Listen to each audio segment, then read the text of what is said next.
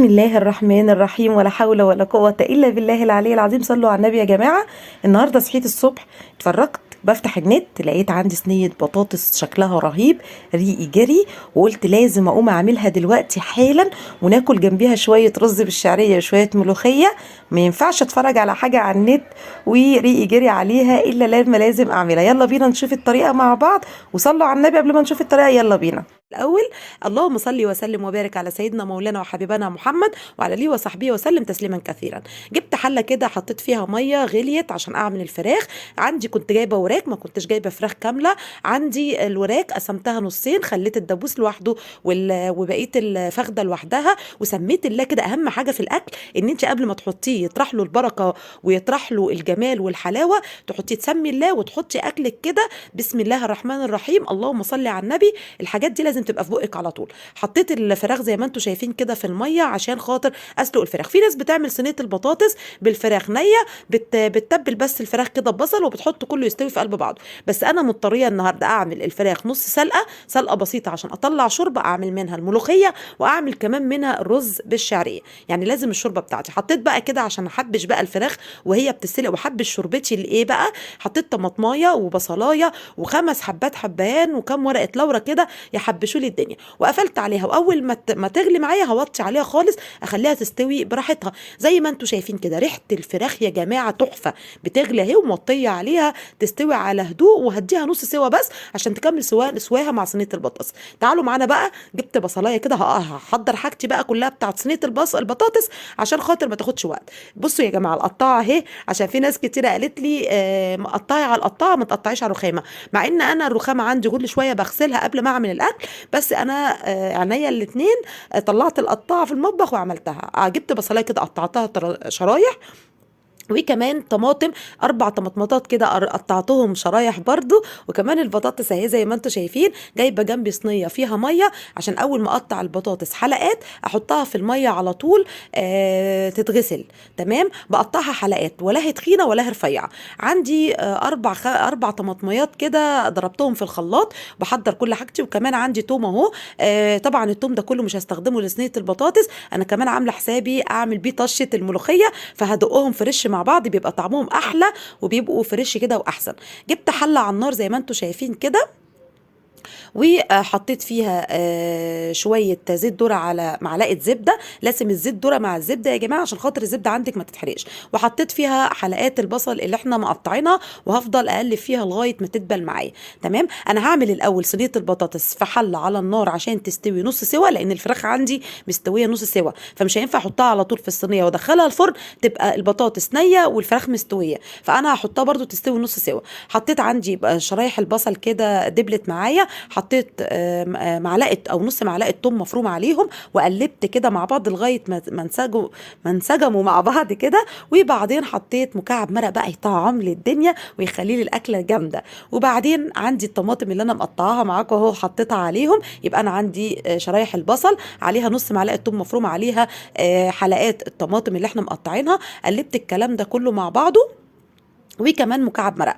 قلبت الكلام ده كله مع بعضه زي ما انتم شايفين كده. هحط معايا الصلصه اللي انا 4 طماطميات اللي انا عصراهم في الخلاط، هحطهم على الكلام ده كله وهقلب معايا كده. وهحط بقى ايه الملح بتاعي. ما انساش ان انا حاطه مكعب مرق برضو، بيبقى فيه سنه حدوقيه شويه للاكل. هحط الملح بتاعي، وهحط كمان ايه، هحط كمان الفلفل الاسود. تمام. فانا هسوي دلوقتي صينيه البطاطس في الحله اللي انتم شايفينها دي نص سوا بالظبط، زي ما هسوي الفراخ نص سوا. وبعدين هدلقها في صينيه، وهحط عليها الفراخ من فوق يكملوا سواهم مع بعض في ايه، يكملوا سواهم مع بعض في الفرن. زي ما انتم شايفين كده اهو. الحاجه غليت عندي، الشرب الطماطم بالحاجه اللي انا حطيتها غليت عندي بقى كده. كان الفراخ استوت نص سوا، هطلع منها 3 كبشات شوربه كده، وهزود بيهم اللي انا عملته ده، وهخليهم يغلوا مع بعض كده دقيقه. وانا واقفه بقلب كده هلاقيهم غليوا مع بعض بعض دلوقتي وبقوا زي الفل، ودخلوا في بعض وغليوا مع بعض، غليوا مع بعض كده زي ما انتم شايفين اهو. حطيت بقى ايه دلوقتي؟ دي رشه قرفه يا جماعه. رشه القرفه بتودي صينيه البطاطس في منطقه تانية خالص. يا ريت اللي بيحب القرفه يجربها، اللي ما بيحبش القرفه ممكن يستغنى عنها عادي جدا وما يحطهاش، لكن انا عن نفسي بحب فيها القرفه جدا.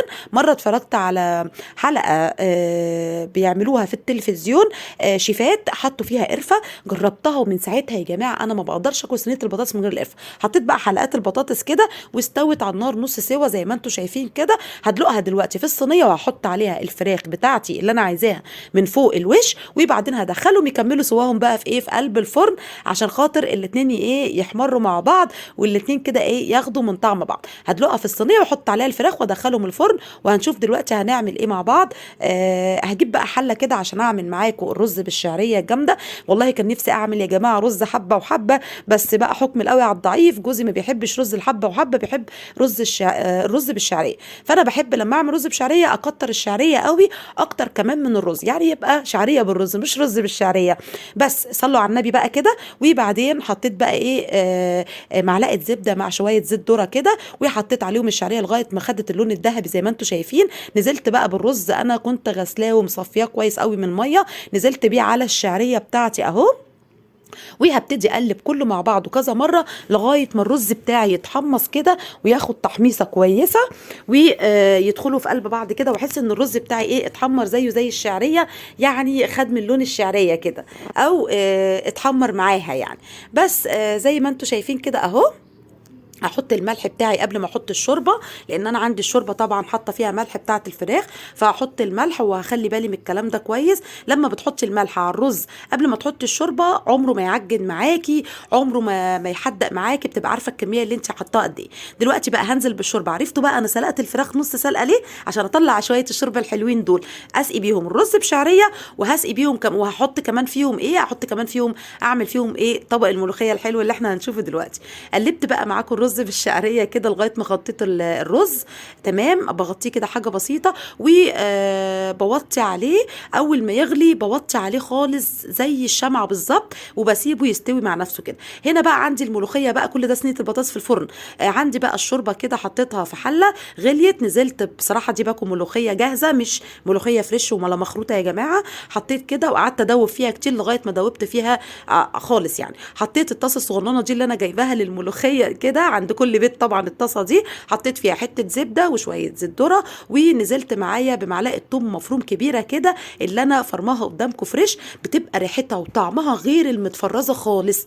هقعد بقى ايه واحط عليها كمان كزبره كده، شويه كزبره حلوين، وهقعد اقلب فيها كده. وبعدين هحط عليها برضو دلوقتي مكعب مرق، هيطعم لي الملوخيه عندي جدا جدا جدا، هيخلي الملوخيه برضو طعمها جميل جدا جدا جدا تمام. وهفضل اقلب فيهم كده الثوم، طشه الثوم مع الزبده مع الكزبره مع مكعب المرق لغايه ما لونها كده ايه يغمق شويه. عايزه اقول لكم يا جماعه الريحه، انا متهيالي الجيران هيخبطوا عليا من ريحه الطشه دي، جامده جدا، تحفه تحفه تحفه. بس هديلها بقى كده تقليبه كده لغايه ما ايه ما توصل للون اللي انا عايزاه. طبعا الثوم معايا ما بيتحرقش، بس بحس ان هو ايه اتعمل شويه. عندي الملوخيه هنا بقى، يلا نشهق مع بعض بقى الشقه بتاعتنا. بسم الله الرحمن الرحيم، بسم الله الرحمن الرحيم، يلا اهو يا جماعه جامده. عايزه اقول لكم الريحه، بصوا البخار كله طالع على مناخير، الريحه جامده جامده جامده. بتقلبي كده بس ما بتغطيهاش عشان ما تسقطش منك تحت، ما تسقطش منك في القاع. انت بتقلبي كده، في ناس اول ما بتحط الطشه تغطي، لا طبعا ده غلط جدا، بتخلي الملوخيه تسقط. لكن انت لما بتحطي الطشه وبتسيبيها كده قدامك، لا ما هي ما بتسقطش ولا اي حاجه. ايه بقى التركيه اللي عاملها دلوقتي؟ في نفس الطاسه اللي عملت فيها طشه الملوخيه، في جبت طماطميه متقطعه صغير، بحطها كده في نفس الطاسه، بتاخد من ريحه الثوم طبعا، بقلب فيها كده لغايه ما بحس ان الطماطم كده ايه دبلت شويه، وبحطها على الملوخيه. الطريقه دي يا جماعه طريقه جميله قوي، الطماطم